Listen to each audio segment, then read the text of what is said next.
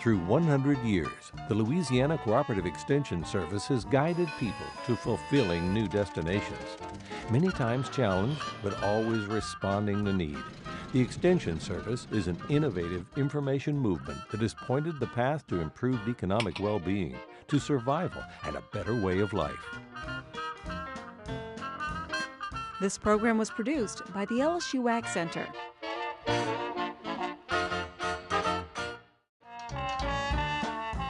I don't believe we could have survived if it wouldn't have been for the cooperative extension. 4-H has taken me so many places. 4-H has taught me how any adversity you can make it through it. You know, Andrew should have been hauling furniture out of his house and putting it on the roof or something, but he was out there helping us. It was my commodity, it was my people, and you know, we had to do something about it. At one time we were called change agents because you're trying to change the lives and the betterment of people.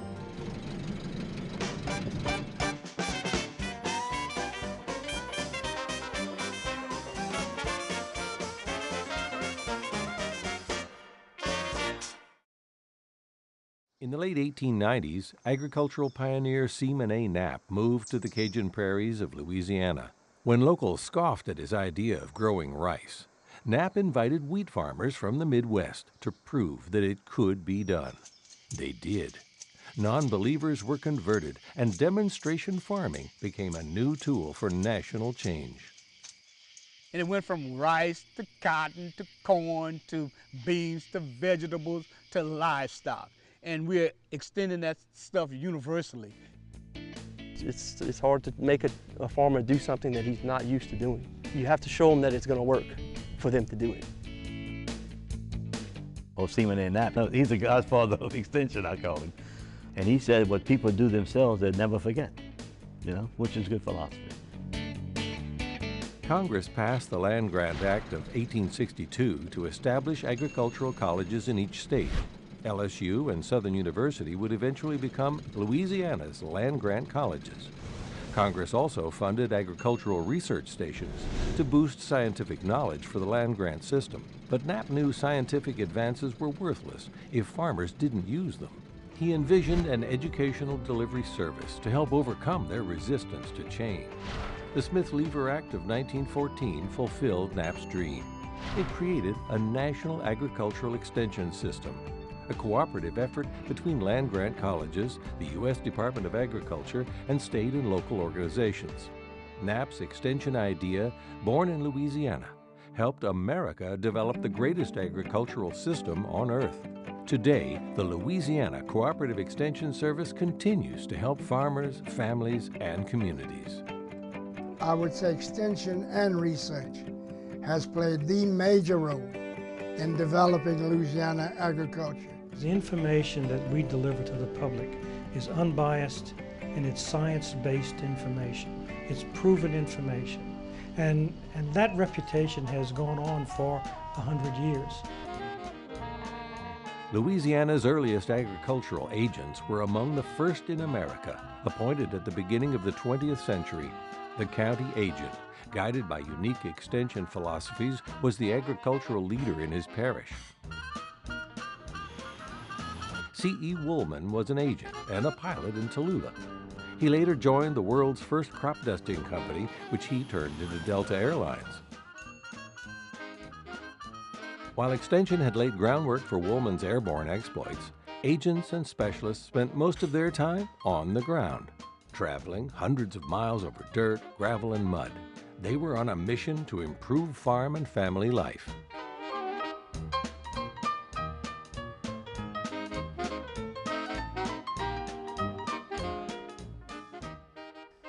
My father listened to the county agent and the 4-H agent. They were his Bible.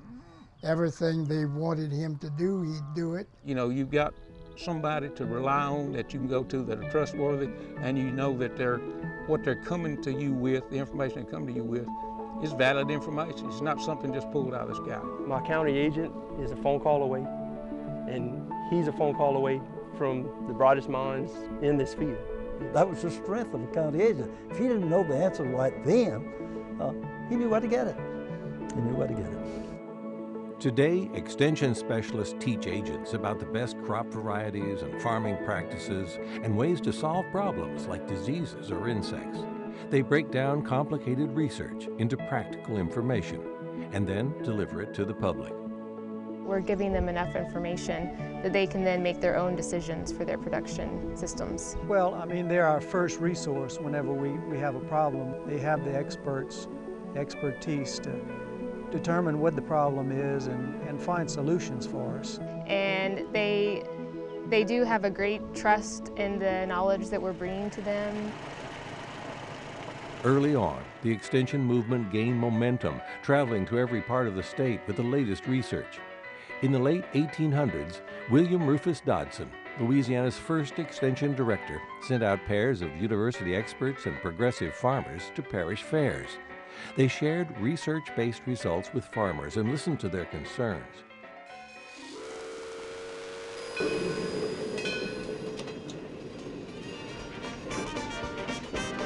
Agricultural trains chugged thousands of miles to hidden hamlets across the state. Extension told the story of better farming and improved health. This mobile movement wasn't a new idea in America, but one historian claimed it was the largest scale effort of its kind anywhere. Louisiana's home demonstration agents went a step further than the trains. In 1916, these women experts began visiting rural homes, showing families how to cook, can, and sew. They also taught basic sanitation and management of family finances. Agents opened secluded areas to new currents of change, connecting people with the power of electricity. Naturally, we were a poor family, and so we didn't have electricity. We pulled that cord from the light in the center of the ceiling, and my father says, "Y'all gonna be blind within 6 weeks with this bright light." Today, home demonstration agents are called family and consumer science agents. Some of their modern programs, like Connect My Louisiana, still link rural areas with tools to help people improve their lives. We've targeted 18 rural parishes in Louisiana, and what we're looking to do is bring broadband education and broadband awareness to those residents. Well, I do a lot of preserving foods and things like that, so I'm hoping maybe I can market some of those to just kind of add money to the family budget. The Extension Service has been a national leader in food preservation and food safety. Early demonstration agents created home demonstration clubs to teach safe food preservation. Their efforts during 2 world wars, natural disasters, and the Great Depression helped families survive threats of starvation while dramatically improving their living conditions. And Extension is recognized as the national authority in food preservation practices. We developed the Safe Food Handlers program, which we all taught to agents who went out and taught it to people in the state. Of course, just the information that we provide during disasters, that's used by people from all over the United States. Today, Extension uses many avenues of communication. In the early 20th century, State Youth Club Director E.S. Richardson was innovative for his time. He drove thousands of rugged miles preaching his gospel of agricultural reform while promoting Boys and Girls Club work. He used a projector powered by the car's transmission to show motivational films. Extension work with youth sprang from Knapp's idea of boys' corn clubs and girls' canning clubs. The corn clubs came first. The corn clubs were started because extension agents realized that young people were much more ready to adopt new practices than adults were. Dr. Seaman A. Knapp showed kids how to produce more corn on an acre of land, and the parents saw that and said, shoot, if the kids can do it, I can do it too. It was the birth of what would later be called 4-H. During World War II, Louisiana 4-H'ers helped agents organize community victory gardens and scrap metal drives. Club members also raised $3.5 million in war bonds to build a Liberty ship. 4-H members are still helping adults change for the better by teaching new technologies and promoting conservation practices. Today, it is more diverse than ever. If you like cooking, if you like technology, if you like livestock, there really is something for everyone in 4-H. I went to a camp called Wild Woods Wandering. Somebody can put me in the woods for a minimum of like 3 days and I could survive because we learned how to live off the environment. 4-H has really made me who I am today and the person that I am. 4-H makes you know what's right and wrong, and you want to go in the right side because you know there's so much more stuff to do. I know how to survive now. People here have always struggled to survive natural disasters. Louisiana Extension has a national reputation as a leader in disaster preparation and recovery. After the flood of 1927, agents took a leadership role in helping families survive and rebuild their farms. During modern disasters like Hurricanes Katrina and Rita, Extension has continued to play a major role in assisting people with disaster relief and recovery. We did that because we live here. Okay, it's not because of some higher directive from Baton Rouge or Washington, D.C. or somewhere. Before disasters strike, Extension shows people how to build stronger and safer. This demonstration safe room gives greater protection against forces of nature like hurricanes and strong winds. In the 60s, during the Cold War, Extension helped people build fallout shelters to survive what seemed an imminent nuclear attack. After disasters, agents have provided practical information on restoring and rebuilding homes and keeping food safe. Agents have also compiled damage estimates for each parish, crucial for national relief funding. The Extension Service is out there and the county agents are out there working with our producers, assessing the needs, telling us what needs to be done. I mean, it's critical.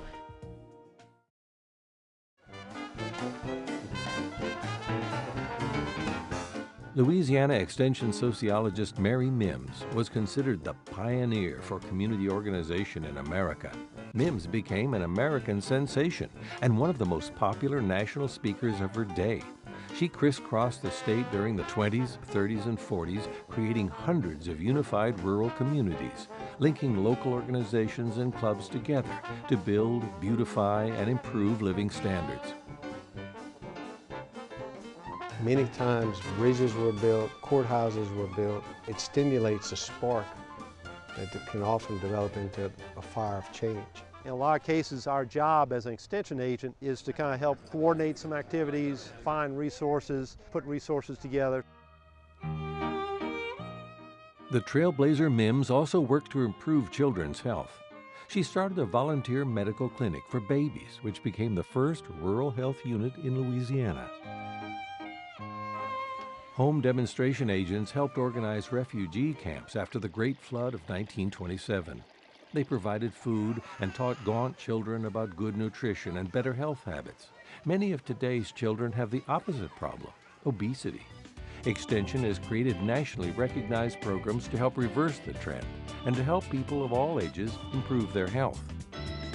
My agent saved my life. She gave me back the quality of life that I didn't have before. Smart Portions has enabled me to lose 120 pounds and keep it off within the last 3 years. I've completed currently 3 full marathons.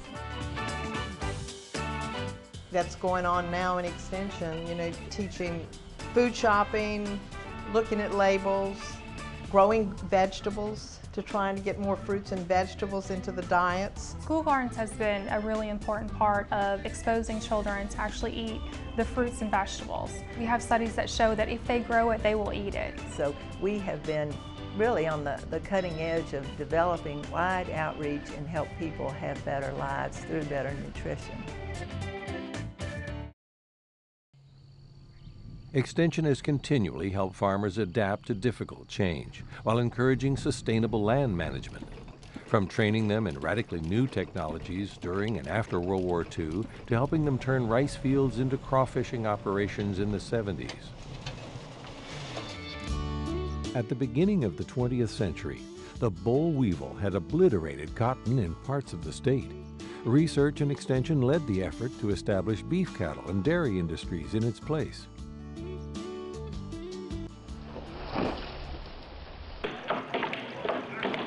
In the 20s, land had been decimated by clear-cutting.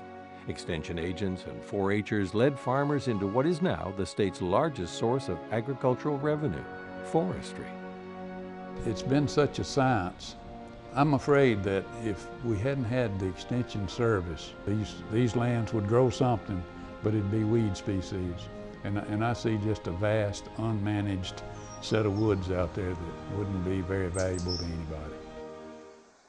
Extension has played a major role in protecting Louisiana's delicate coastal wetlands, a key to abundant fisheries and hurricane protection.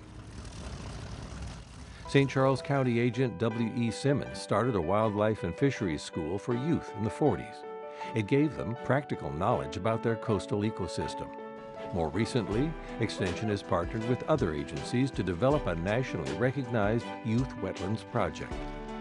We felt that it would be very impactful for our youth to get involved in addressing coastal erosion and knowing more about the coast and the importance of the coast. You take life science and you understand because you actually went out there and saw it firsthand. They're a part of coastal Louisiana. The future of coastal Louisiana is in their hands. The 70s brought a new type of agent in Louisiana, one unlike any other in America. Sea grant started here in Louisiana in actually 1978. That idea of land grant university system, that model has worked so well the last 100 years or so. So we work for Sea Grant and the LSU AgCenter. You know, we're double agents. Fishing industry is the other side of the coin to the farming industry. And it made sense to work through Extension, which basically takes science and you interpret it for the locals to understand.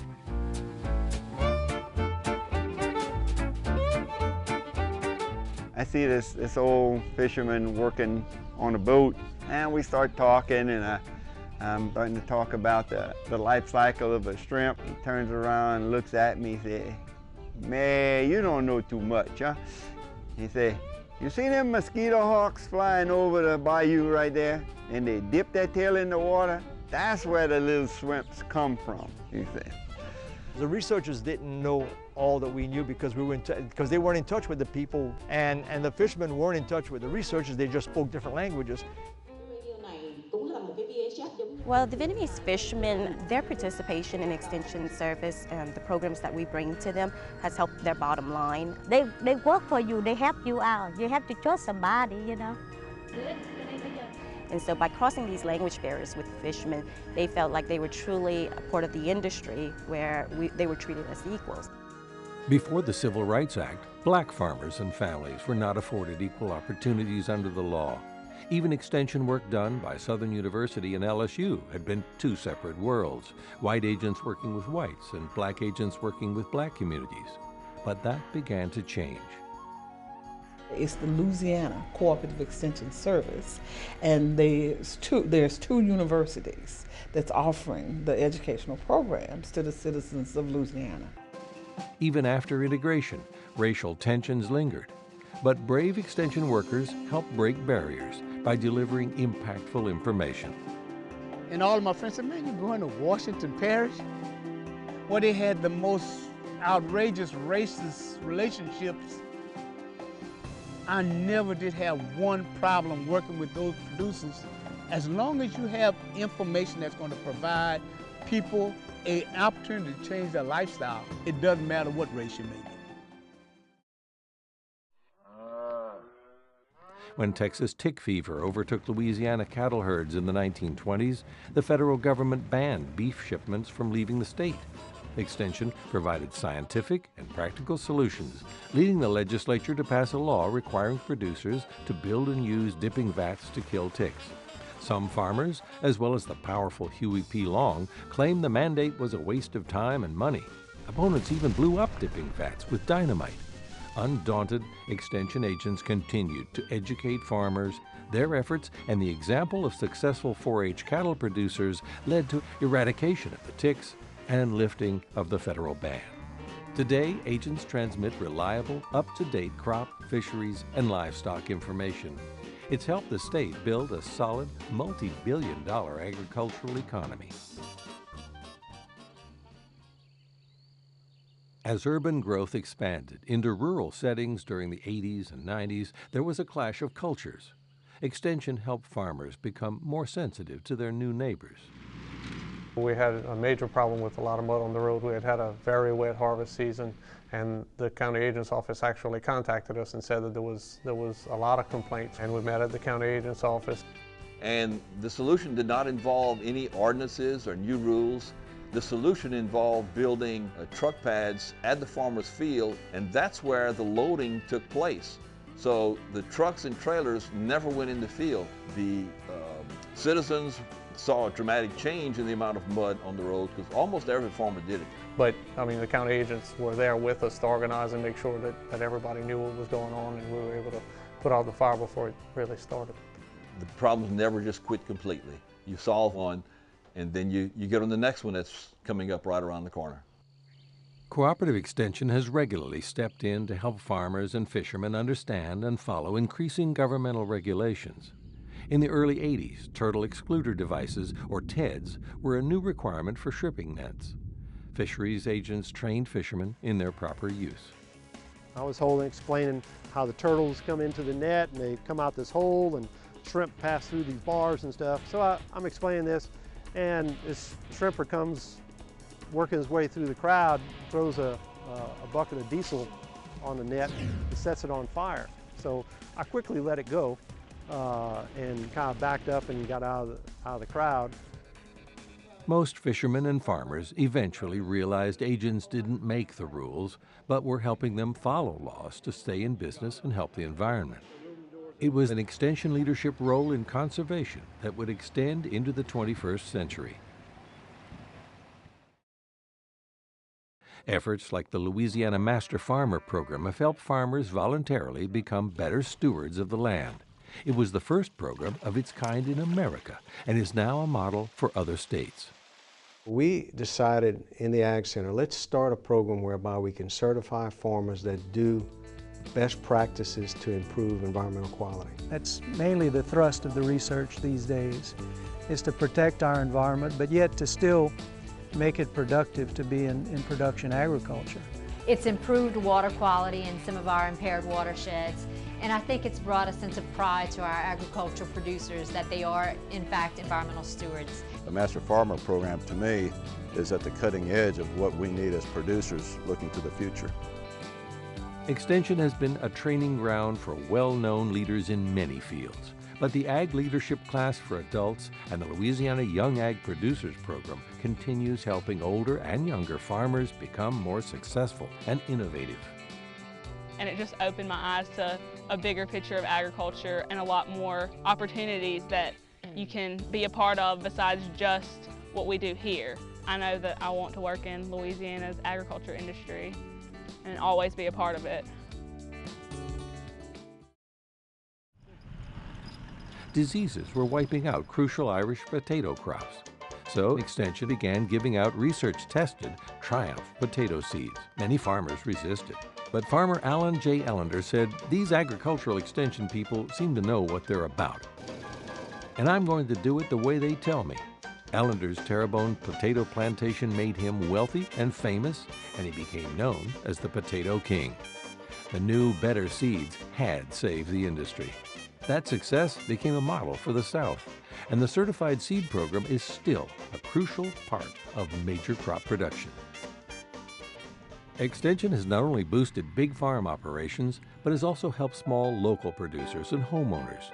Whether training people to safely control ants or other domestic pests, to creating healthy, beautiful landscapes or fruitful home gardens. Extension volunteers have saved the state millions of dollars by spreading valuable information into the community.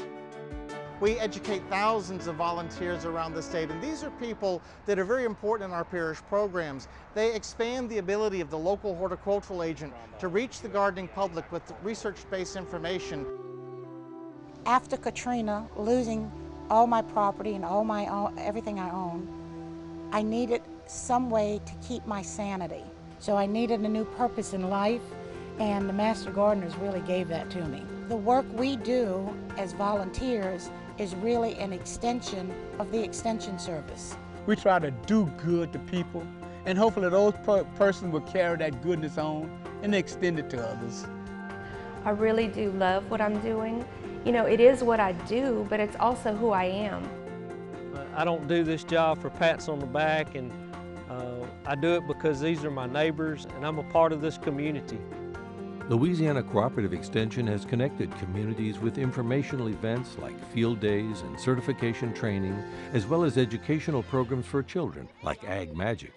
But it has extended to the global stage as well. I was in a jungle location, literally. As I was talking to this fellow, he opened his desk drawer and took out one of our old annual reports. Even in this remote location, he was relying on information we had developed.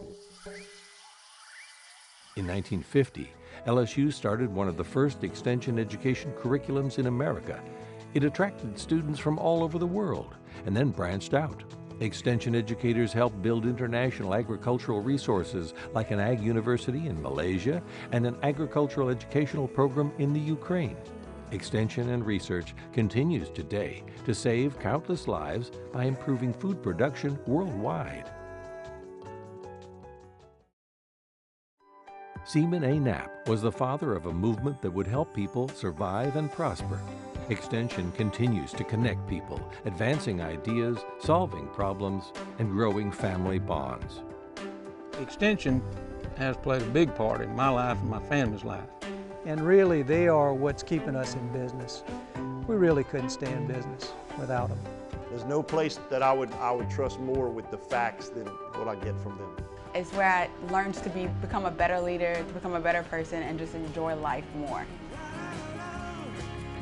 The Louisiana Cooperative Extension Service has come a long way, but its mission remains the same: making connections between young and old, rural and urban, past and present, to improve lives. From forest to wetland and harvest to home, it continues to go where it is needed.